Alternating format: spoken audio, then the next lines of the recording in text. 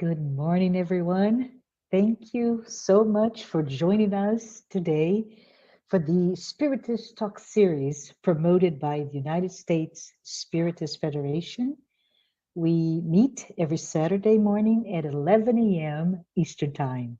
Today, I am so happy to be here and host this talk by our very special guest, Joe MUSSI, who will be discussing the Good Samaritan, a parable made for Christmas. Before we turn it over to Joe, I would like to do a short opening prayer. And at this point, I would like all of us to maybe close our eyes and take a moment to connect with God, connect with all of our spirit guides, our benefactors, all of those who have blessed us during this journey on earth. May our dear friend Joe receive the inspiration during his talk, and that all of us be touched by his words. So be it. Joe, welcome. Welcome to our talk. Today, we're just a few weeks before Christmas. Hope you and your family are doing well. It is so good to have you here and to me discuss such a relevant topic, right? We'll bring to us the parable of the Good Samaritan, and Joe will highlight Jesus' teachings. In this parable of the Good Samaritan, Joe will remind us what Jesus teaches, which is the kindness should be extended to all our brothers and sisters. And it's a true reminder to all of us of the spiritual meaning of Christmas that we should never forget. Thank you so much, Joe. Before Joe can tell us the message contained in this parable, I would like to formally introduce him. Joe MUSSI is speaking to us from Toronto, Canada, where he has lived since 1990. Joe is a co-founder of the Toronto Spiritist Society, TSS. This Spiritist organization has the goal of disseminating Spiritist teachings in English. Joe was the president of the Canadian Spiritist Council, representing Canada in the International Spiritist Council. Joe has had Spiritist provided Spiritist speaking engagements. So that's a tongue twister right there in Canada, Brazil, the US, and the Middle East. Joe is Brazilian from Rio de Janeiro. He has a background in electrical engineering. And just a friendly reminder to all of us, please send your questions, send your comments using the chat window. Joe will reserve time today to address any of those questions once he concludes his presentation. Joe, please take it away. Thank you so much, Marcia. It's always a great pleasure when I'm invited to speak to our friends in the US. Good morning to everyone. Hope everyone is going well, preparing for the holidays that are coming up very soon, and that everybody is still very safe from the pandemic that's still ravishing through this world and giving us a lot of things to think about. So anytime I get this invitation to speak at these lectures, I kind of have to think over what would I like to talk about, what would be interesting. And given the time of the year when Christmas is coming, I thought about talking about one of Jesus's parables, the Good Samaritan. I particularly like a lot talking about Jesus's parables because they're a combination of simple messages that are sometimes enigmatic. I remember, being brought up very young as a Catholic, that in Bible school or Bible classes, it's always the parables are really the essence of the education and trying to teach us some of the key messages that Jesus brought us in the gospel. And you might remember some things like this in the slide, some drawings, some cartoon-like stories that tell us the basic concept that the teacher's trying to impress upon us. And I always found, most of the parables easy to understand, even though there were some that are more complex because they seem to defy the very logic of what Christ is representing until we have a very much opportunity to grow up and understand them fully. I also like parables, like many things, similar to what happens to us when we're reading the Spirit's book, is that you can read it many times, but every time you read it, it seems to bring in some new things, some new aspects of it, no matter how simple or short the message is. And this is why I like this parable, the Good Samaritan. It brings an opportunity to discuss some important things that we must always remember as Spiritists and as Christians as well. So at the end, I will, as the title of this lecture is kind of tie this back why I thought this was a very interesting parable for this time of the year, for Christmas. Usually it's not associated this way, but I thought that there was an interesting angle that I like to bring and discuss with everyone who's listening here today. So if we get started, it's a very well known parable, but it only shows up in one of the Gospels, the Gospel of Luke. And it's very short. Really, this is what you see here is the whole passage that we get from Luke describing Jesus' exchange with a very high level doctor of the law, right? A master of the law. I won't read it now because I will take this and kind of bring it back step by step and kind of dissecting each one of these phrases one by one and kind of finding some interesting things to speak about. But in essence, as everyone here who is listening probably knows, it's a story about helping your neighbor, right? If you remember, just before this passage, Christ is exchanging some thoughts, some argumentation from this legal scholar, and he was challenging, Jesus about what is required to obviously go to heaven, to be faithful to what God wants us to do. And Jesus first asked him, what do you think? What is your understandings of the law? And the scholar tells him, love God above everything else, but then love one another, love your neighbor as you love yourself. And then the question really came up, but who are your neighbors? Who do we have to love? And this is when Jesus then brings up this story, right? And it's an interesting story because it's simple in its very essence. It's about charity, about helping somebody else. But there's a lot of things that also he brings up, and a lot of nuances that has to also be contextualized to the time where Jesus was at over 2,000 years ago. So why don't we try to go a little bit deeper? Before we start in the breakdown, let's take this passage from the Gospel according to Spiritism. And this is found in chapter 15, item number 3. And it says, all the moral teachings of Christ resumes itself in the need for charity and humility. That is to say, in the two virtues which are contrary to selfishness and pride. In all of his teachings, Jesus indicates these two virtues as being the ones which lead to eternal happiness or reach us to the kingdom of heaven. Charity and humility are the two things which Jesus never ceased to recommend and for which he stands as an example. He also never ceased to combat pride and selfishness. Nor did he limit himself to the mere recommending of charity, but put it in a very clear and explicit terms as being the only condition for future happiness, right?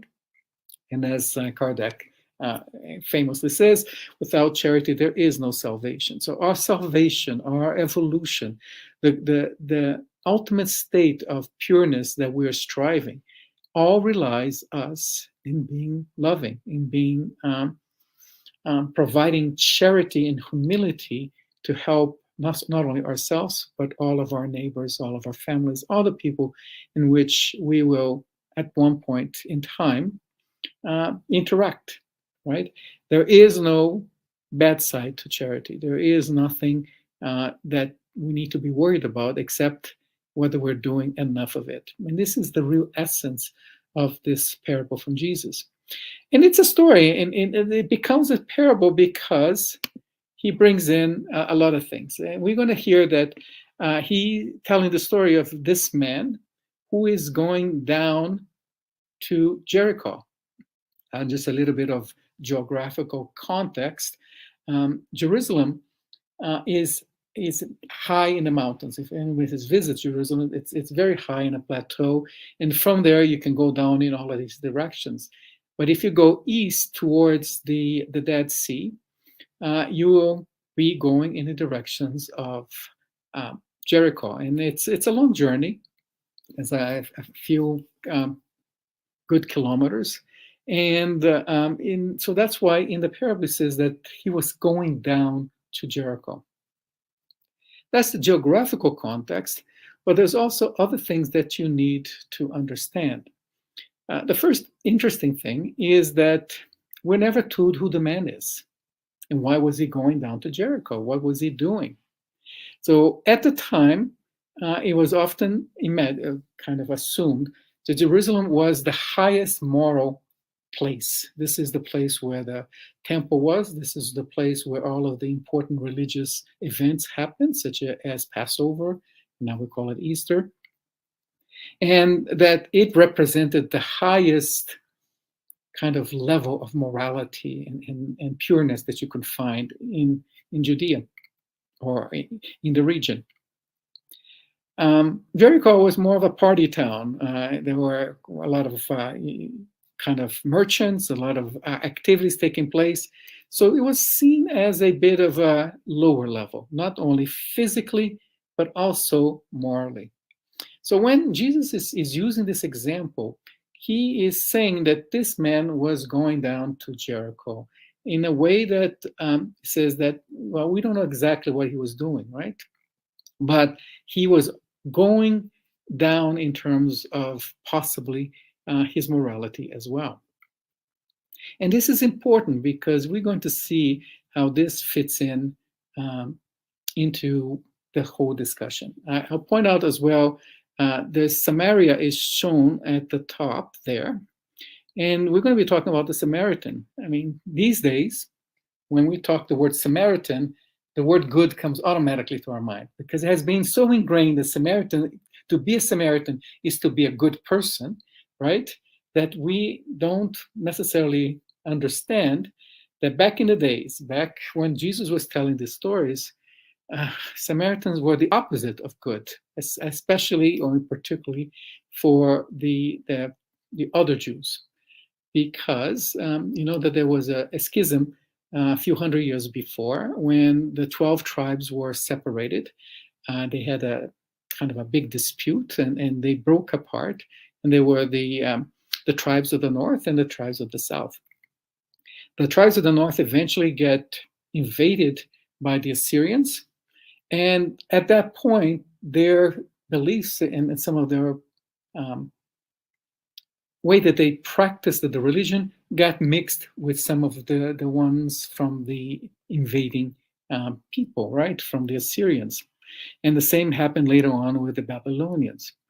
So to the Jews at the time, the Samaritans were really even their enemies because they have, in the views of the Jews, kind of misguided views on what it means to be Jewish.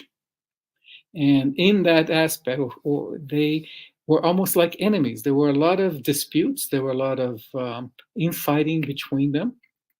And in some ways, to the Jews from Jerusalem and from Judea, they were actually, the Samaritans were even worse than the Gentiles, the non-Jews. So in the scale of everything, the Samaritans were the lowest possible kind of people that would happen. It's kind of how it is today between the Jews and the Palestinians, that kind of hatred that existed between them. So often in another passage in the Bible, we know that Jesus goes to Samaria, and this is where he finds the Samaritan woman there as well. And there's the whole passage about the water. And it was very unusual that anybody who was a Jew from Judea would stop or even go to Samaria.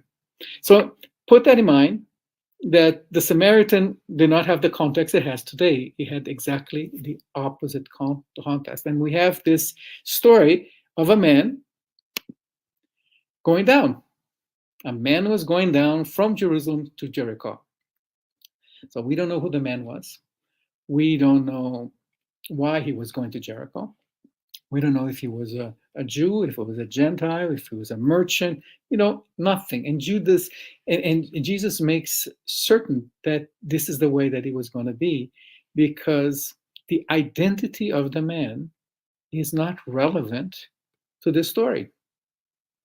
He's talking about love thy neighbor. So the man represents any person, any man, any woman, any person that could be in the situation. So he's going down to Jericho, and he's robbed, right? He fell among robbers who took everything. They stripped him, beat him nearly to death, and left him there to die, or if he wasn't already there. And he was, just lying there on the road, and he was alone, right? He needed help, and this was a road that was well used. There were a lot of people who would go back and forth. This was the road between Jerusalem and Jericho. So it's not surprising that after he was robbed, that somebody else would come by. So you think, okay, so let's see what they're going to do to help them. Now, by chance, a priest was going down that road, and when he saw him, he passed by on the other side. So the first person that sees the man there basically looks at him and makes a decision that either the person is dead, or if he's not dead, he's going to be dead very soon, and I can't get my hands dirty. And that is literally what was the fact, that if a priest was to touch a cadaver, he would have to go through a purifying ceremony that was very arduous and very long. So they would avoid as much as possible, almost to the extreme, of going in and possibly touching someone who's already there. And also, he believed, he didn't know who the man was. He was already mostly half naked. He was left there. He doesn't know who the man was, where he came from. He didn't know if he was a Jew or didn't know anything. So to him was more convenient to turn a blind eye, to just ignore him and move on. And of course, Jesus is using these examples of people who will have the chance to help this man. And by all possible argumentation, these should have been the first people to actually do that. If you're a priest, if you're leading this your community in terms of what God wants and what we need to do, you would expect him to be the first one to follow the laws. And one of the laws was to love thy neighbor. And of course, he is more worried about what people will think about him if he does go there and touches this person or helps him, than what the person really needs. So he takes upon himself this position that his role in the synagogue was more important and should not be compromised by helping a total stranger that probably was already dead anyway. The next person who comes by, so this is Chico Xavier talking about these people. So you have the priest and we have the Levite who will come later. So in the book Our Bread, which is a fantastic book by Chico Xavier and psychograph, the thoughts of Emmanuel, they said the priest and the Levite represent the pastors of the religions, who instead of caring for the interest of the collective, they care about dogmatic interest in the cult of their churches. So what Emmanuel is saying here is that it is obvious that their priorities were wrong. The priority should not be a church, should not be the cult, it should not be any ceremonies that are required, but rather should be about the people, about the interest of the individual and the collective. We commonly find people who declare tired of practicing the good. Let's be, however, certain that similar allegations don't come from a pure source. Yeah, and this is a lesson for all of us, because at one point, if we're going to start measuring how much charity, how much good we've done, is it going to come to a point that we think, oh, I've done enough for this month. I'll leave my charity for next month. It's a completely kind of reversed idea of what we should be doing. In fact, we should be thinking about, have I done enough charity? Can I do more, right? And Chico continues with, great prudence is essential when this or that circumstance induces us to reflect on the evils that assail us after the good that we believe we have sown or nurtured. If we get bored in the practice of good, such a disaster will express in truth that it has not yet been possible for us to emerge from ourselves evil. That's a very strong word, right? We get bored in the practice of good. If we understand that charity is the path, love is the path for our evolution, what does it mean when we get bored of doing it? It means that we have given up. Essentially, we're saying that we think we've evolved enough, and this is as far as we're going to go. And this is obviously what he says, coming from not from a pure source. Those thoughts are wrong. They lead us to the wrong path. They lead us to selfishness. It says, okay, if I think I'm bored of practicing good, what I will practice in its place is selfishness, because I will focus more on my needs than the needs of other people. Now, obviously, we're not saying that you should not care about yourself or your family and do things, but it is in the balance and how you put that equation together in your life that will really matter. When can you focus your activities towards goodness, practicing charity, practicing assistance to others? This is what will eventually drive your progress, being what we say, being a little bit better tomorrow than I am today. So if we continue on the in the Bible, we have Paul telling us, and you brothers, do not tire of doing good. So Paul's reminding us that exactly what Emmanuel was expressing in the previous page is that we cannot tire of doing good. That is the end of our path for salvation. It's the opposite of the direction that we should be going for.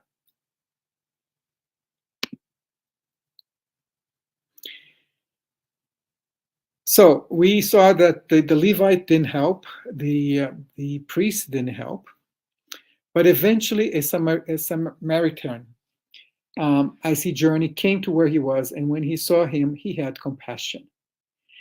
And it's interesting what God says. He said he had compassion. That is a very strong feeling, right? That we have for one another. It is the essence of our ability to connect to one another. What he is implying is that the other two did not have compassion. They could not connect with the suffering of that poor man that was there in need of help. But the Samaritan got it. He had that exact feeling of compassion, that strong desire to help. And that's what he did.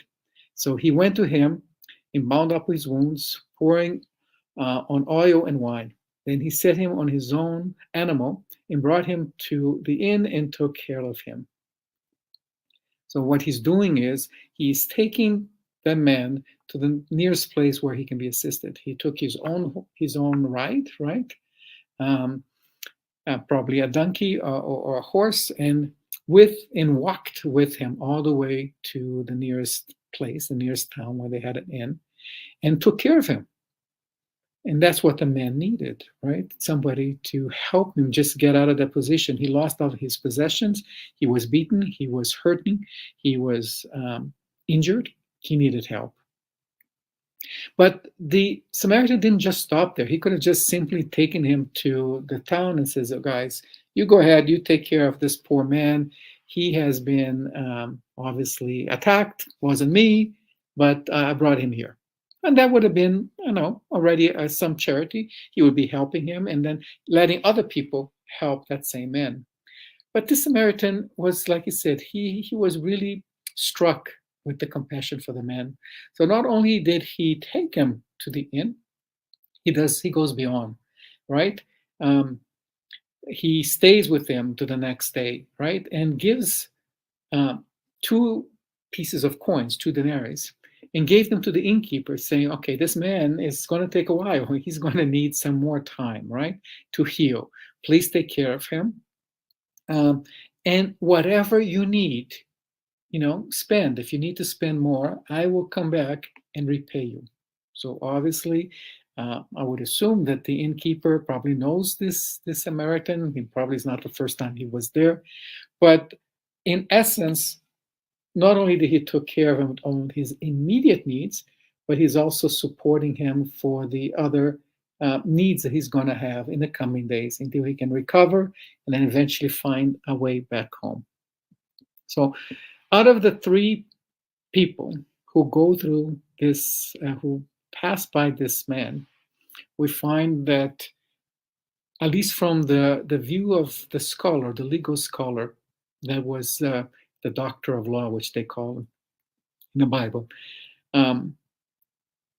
if he had told up front that there would be 3 people passing the road, the expectation of the doctor of the law is that one of the first 2 would be the ones to help him, not the Samaritan, because, as I explained before, Samaritans were deemed to be impure or not followers or not good enough in terms of being Jews.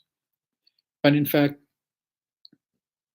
what Jesus is stressing this, obviously, this is a parable. It's not necessarily a true story, but he's telling him that in our day-to-day lives, we can expect charity, assistance, help from different people. And sometimes is the person that you least expect who's going to step up and do the right thing.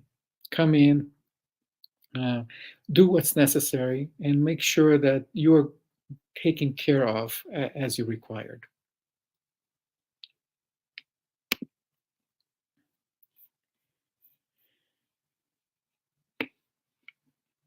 At times, there are armies of creatures that teach charity. However, few people truly practice it. That is why charity, above all, asks for understanding. It is not enough to hand over possessions to the first beggar who appears at the door to signify the possession of sublime virtue. It is necessary to understand his need and to support him with love.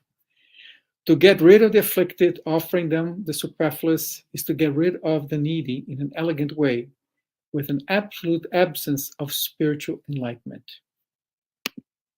Charity is much greater than almsgiving. To be charitable is to be deeply human, and those who deny understanding of others can reverse considerable fortunes in the field of social assistance, become a benefactor of the hungry, but will have to start at the first opportunity, the learning of Christian love, to be effectively useful. This is a beautiful passage that I pulled out from the book Lazarus Redeemed by Chico Xavier and Imam Brother X, right? And it's really profound in what it's telling us, right? So if we go back to the previous page, in his explanation here, in his dissertation, Brother Ask is saying that, yes, people need charity in terms of probably the material needs. So the man in Jesus' parable, needed physical help right away. He was beaten, he was injured, he was dying, he was probably thirsty, hungry. They had all of these needs that needed to be obviously addressed. But he also had other needs that are not just the physical needs.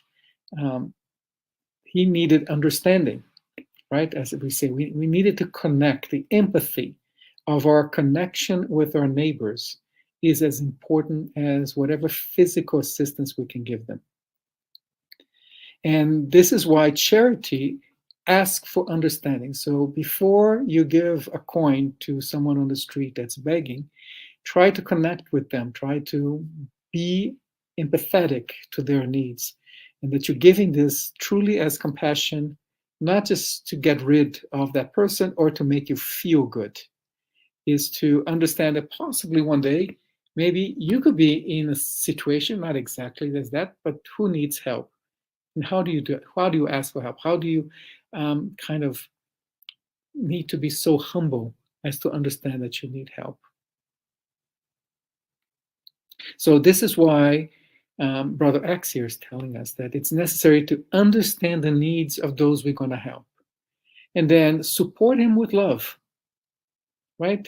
So it's not just simply to get them immediately resolved, but get yourself connected with your neighbors, understand the needs. And this is not just about charity. We talk about charity, we think this is about, someone who's begging on the streets and we're giving a charity or whatever. Charity is much bigger concept. It's how we relate to each other at every point. So charity might be understanding a person, an elderly person who is alone and trying to go day by day, especially now that we have this pandemic. This is happening a lot. Is to understand that they are suffering with their loneliness and see how we can help. It is obviously with your children, with your family, your spouse, your friends. The charity is to understand them before you fight them.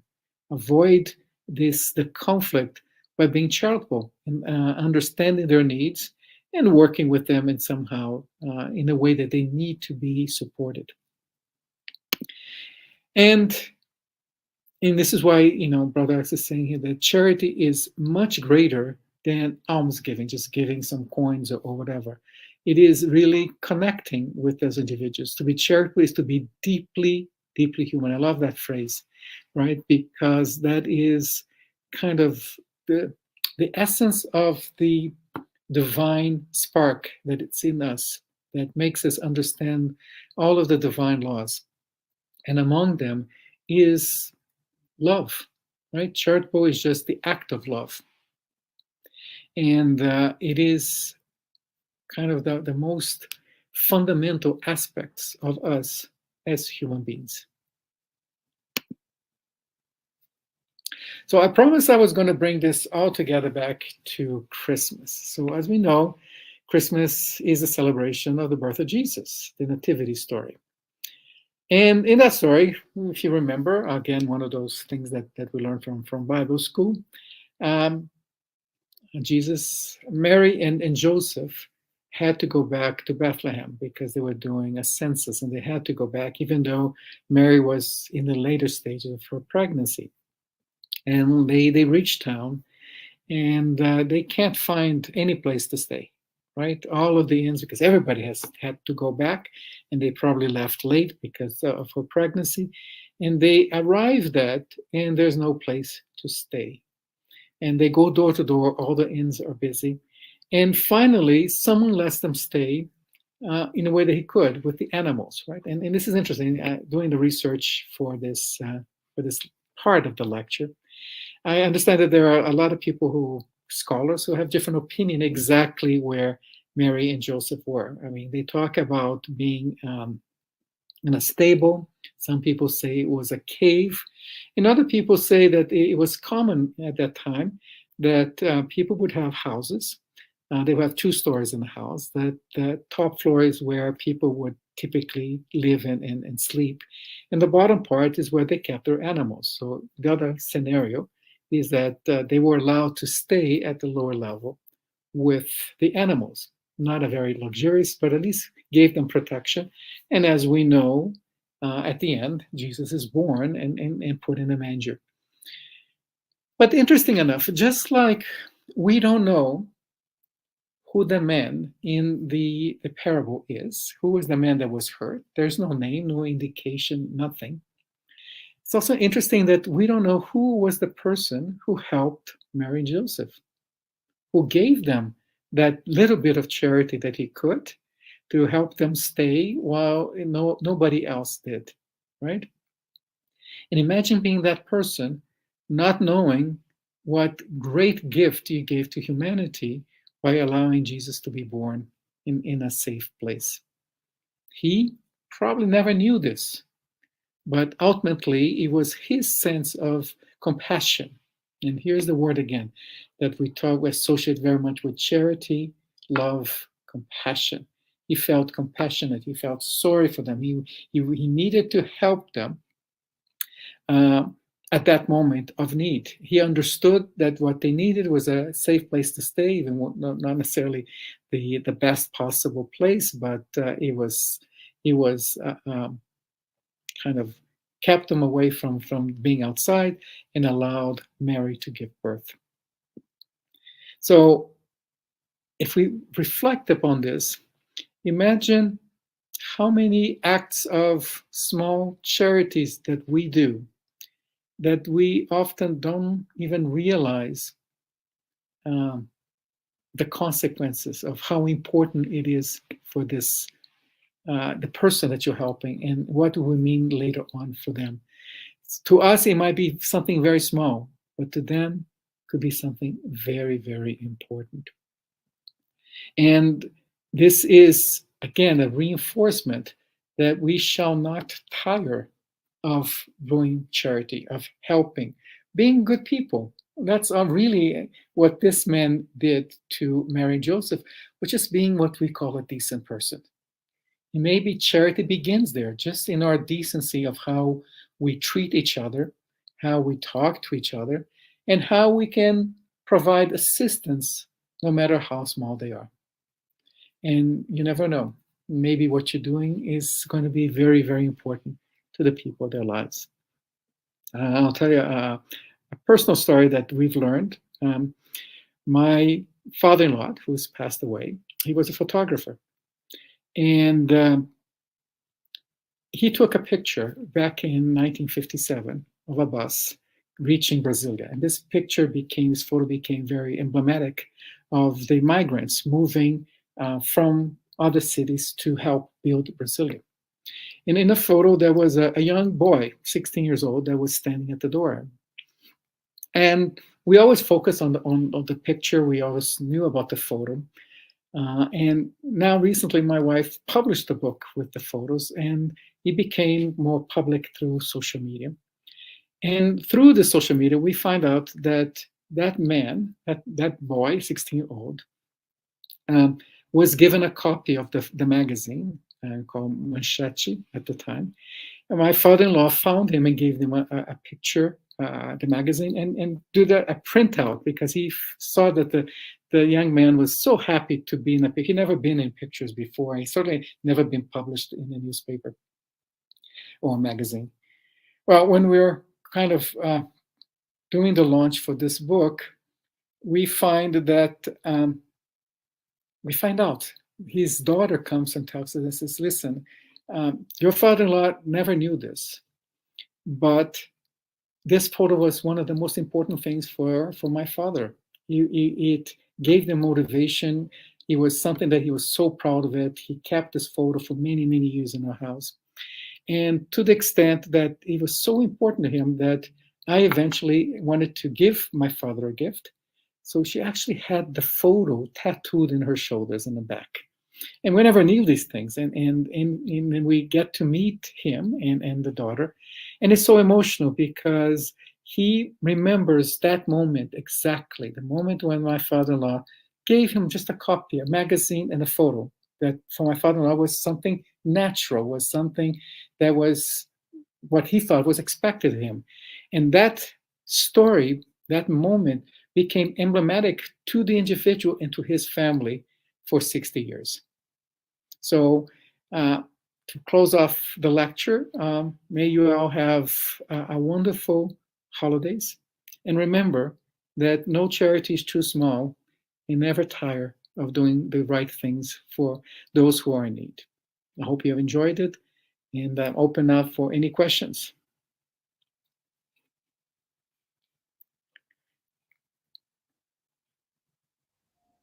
Need to unmute myself. Sorry for that. Thank you. Thank you, Joe.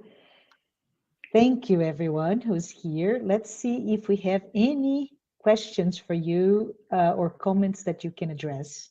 So I see the first one where we hear, you mentioned, Joe, parables are simple and revealing different levels of meaning. Can you explain why did Jesus specifically choose to use this medium for conveying his teachings? Well, to us, it might seem like he chose this, but if you go back 2,000 years, most people did not know how to read and write. There were no magazines. There were no, everything, the life was verbal. And lessons were given by word of mouth, right? People would tell stories. Storytelling was a natural way of teaching. So if you were an elderly, you would tell stories of the past and you would explain to them. And all of these teachings had a purpose. So they would tell stories, and not all of the stories were necessarily true. Some were embellished, some were changed for the purpose of passing on a specific message. So Jesus was just a man of his time, right? He was doing what others would do, right? Except, for example, in a religious aspect where it was very rigorous, the stories and all of the teachings. But in the colloquial, in the day-to-day interaction of people, these stories get passed on from one person to another, from grandfather to father to grandson, right, or granddaughter. So these were all very much verbal. And Jesus obviously needed to communicate with these people in their own language, in the way that they understood. So it was, to me, I would say it was the natural thing to do at that time. Absolutely. Great thought about the oral tradition, right? And history. You remember. Thank you. Let me see if we have another one. Paul Jacoby. Hey, Paul, thank you so much for your question. He asks, it sounds as if charity is based more on the intent of love than the act of giving. Is that correct? Well, I would say that the act of charity begins with the intent of love. But then there needs to be an action associated. So we can't just stop at the intent. So what we often say is charity is love in action. So you begin with the love and you make an action out of it. You do something, being empathetic, being listening, talking to people, helping them. These are the acts. These are the action that is associated with the first thought of love. So you're right. We start with the intent of love, but then we can't just stay on the intent and not do the action. We have to do the action too. Absolutely. Thank you. Thank you so much, Paul, for the question. Let me see if we have another one. So we have the one that says, in a time of divided opinions and radical positions, how can we practice charity toward those that think different than us? Great question here. Yeah, it's a great question and a very difficult question. Obviously, we're experiencing a level of radicalization of our ideas, of our beliefs that we hadn't seen before. And unfortunately, that same technology gives us the ability to have these virtual calls is also allowing the proliferation of extreme thoughts. Mm-hmm. And I think what Brother X told us in that passage is fundamental, right? It's all about understanding. Understanding does not mean you agree. Understanding is that at least you try to see that other people might have different ideas and they may not be the same. And rather than focusing on our differences, we should be trying to focus on what we have in common and how we can find common solutions to the problems that we have. It's being loving. And again, it sometimes can be very difficult to find an agreement, but try to keep the dialogue open. Sometimes we have to break the dialogue just to give a little bit of breathing room across the sides. But unfortunately, what we're seeing is that there is no breathing room because this separation keeps being kind of increased through social medias and other things that we have that seem to make us harden us rather than make us more loving. Yeah, I would even add something that when we start to talk about understanding, which does not mean agreement, right? In this case, but understanding in terms of comprehension, the larger view of who we are as people, as individuals. We all bring our own baggages, and that also means great suffering, even though we come from different, sense of what is right, based on our culture, based on those baggages. But thank you, Joe. We have another question here. If charity is the act of love and charity is to understand one's needs, what can we do to love more? How can we learn to better relate to one another?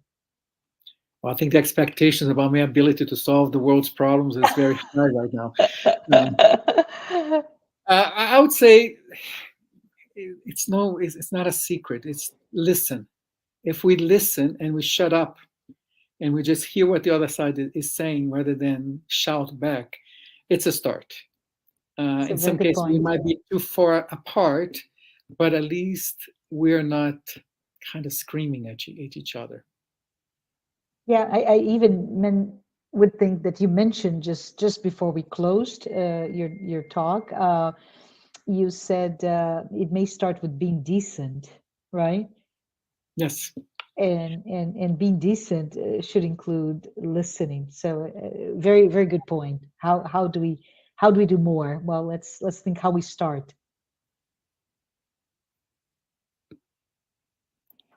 Charity is talked a lot and practiced much less. What are we doing wrong? Well, in some ways, I don't think we talk enough about the good things that are done in the world. That's part of my view of why we're kind of separating or distancing ourselves, because we talk about the bad Mm-hmm. things, the things that Mm-hmm. we don't agree, right? And often we don't talk enough about the good things. There's a lot of charity going on. This is the people are essentially good people, and Mm-hmm. they we haven't stopped being charitable, but we have started to be less understanding of those that we don't agree with. Very good point. Uh, so I think we need to talk more about the real charity, right? Which we heard in the passages.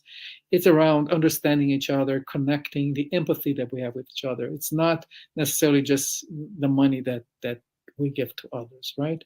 And we've Correct. seen a lot of good examples of love and charity during this.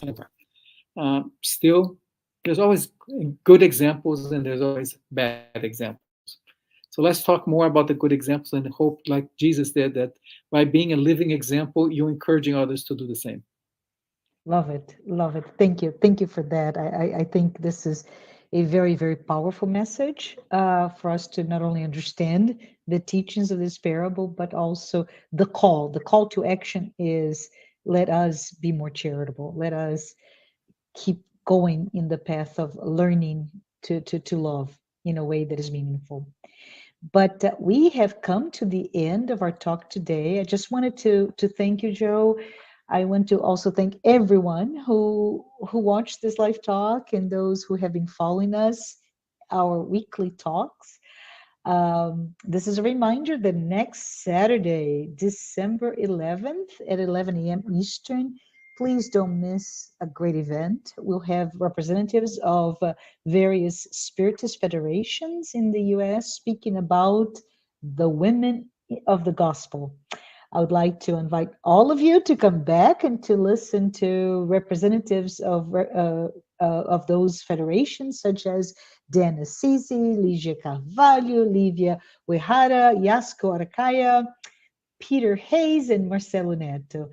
But before we say goodbye, I would ask, Joe, would you mind please closing our talk today with a prayer? It would be my honor. Thank you. Let us lift our thoughts to God, our Creator, who has allowed us to exist and to come here this day to hear these beautiful words that come from Jesus' gospel. It is always a blessing to be able to study and try to understand more and more the important lessons that our Master left with us. We also thank all of our spiritual friends who are always present in our day-to-day activities and events like this, who are inspiring us, who are encouraging us, who are guiding us in the right words, in the right thoughts to present and share among each others. And I thank everyone for coming here and joining us and spending this hour learning about these things. I hope everyone has a safe week. I'm looking forward to the lecture on next Saturday. Thank you very much. Thank you, everyone.